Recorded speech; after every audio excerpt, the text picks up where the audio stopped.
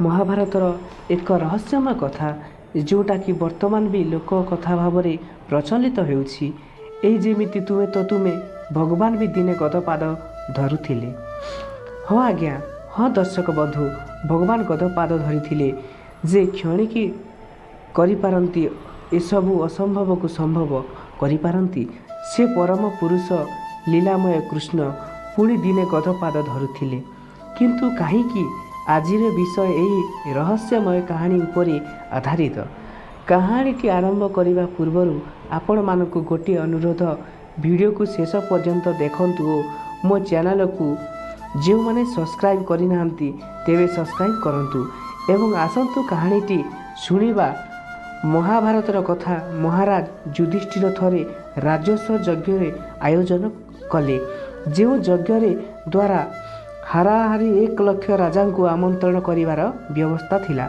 किंतु भगवान को ज्ञात है जे जरासंध नामक एक राक्षस 1 लाख रु 2 जन कम राजा को बंदी करी रखिछि एवं से मध्य गोटे यज्ञ करुछि जो राजा मान को बलि दियाजिवो। एही क्षेत्र में भगवान को अभिमुखे से पापचारी जरासंध को वध करने सह राजस्व यज्ञ समस्त राजा को उपस्थित करिबा। तेणु भगवान कृष्ण राजस्व बेशरे ब्राह्मण बेशरे भीम एवं अर्जुन को सांगर नहीं जरासंध राज्य को जाइछंती। सेठी जाई सेठारे 4टी द्वार अतिक्रम करने को पड़िबो बोली देखिछंती। प्रथम द्वार को जरासंध निज पुओ सहदेव को जे कि बहुत ज्ञानी ताकू जगेई देइछंती। द्वितीय द्वार रे सिमिली वृक्ष रही। तृतीय द्वार रे तुरी जगिछि एवं चतुर्थ द्वार रे गध जगिछि। प्रथम द्वार को अतिक्रम करिबा पाई भगवान कृष्ण सुमधुर स्वर रे वेद पाठ करिथिले। जेउटी स्वयं भगवान वेद पाठ करुछंती से जगार सहदेव ताहा शुणी अत्यंत प्रति हेले एवं यथासंभव तांको द्वार छाड़ीदेले। तृतीय द्वार रे सिमिली जगी थाए। जेते बेले शत्रु तृतीय द्वार निकट को आसीबो सेते बेले थंटा सिमिली गछ पुष्पपूर्ण होइजिवो एवं एही समय जरासंध जानी पारिबो तार राज्य को किए शत्रु आसीला। जेते बेले एमानक कृष्ण एवं भीम अर्जुन जगी जानिछंती सेही समय रे सिमिली वृक्षटी पुष्पपूर्ण हो जाइछि।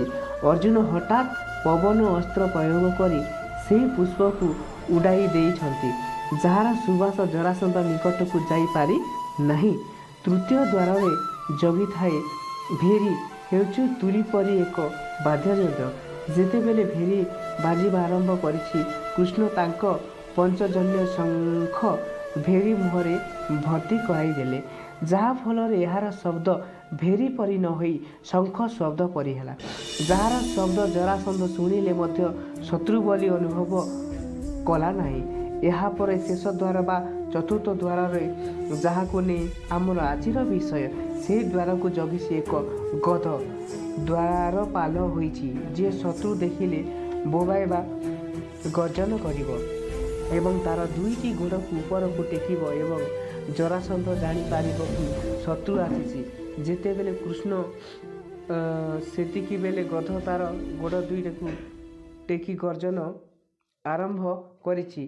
ठीक सही समय रे भगवान कृष्ण तांको पंचजन्य शंखा को बाम हाथ रे धरी गधर पाटी रे भर्ती करदेले एवं डाहाण हाथ रे से तार गोड़ को धरी पकाइले। सेही दिनर लोक कथारे रही आसीछि भगवान कृष्ण दिने गदपाद धरिथिले। दर्शक बंधु, आज यही कहानी आपण मानक केमिति लागे कमेंट बॉक्स को जाई मतामत देले। भल लागिथिले लाइक करिवे।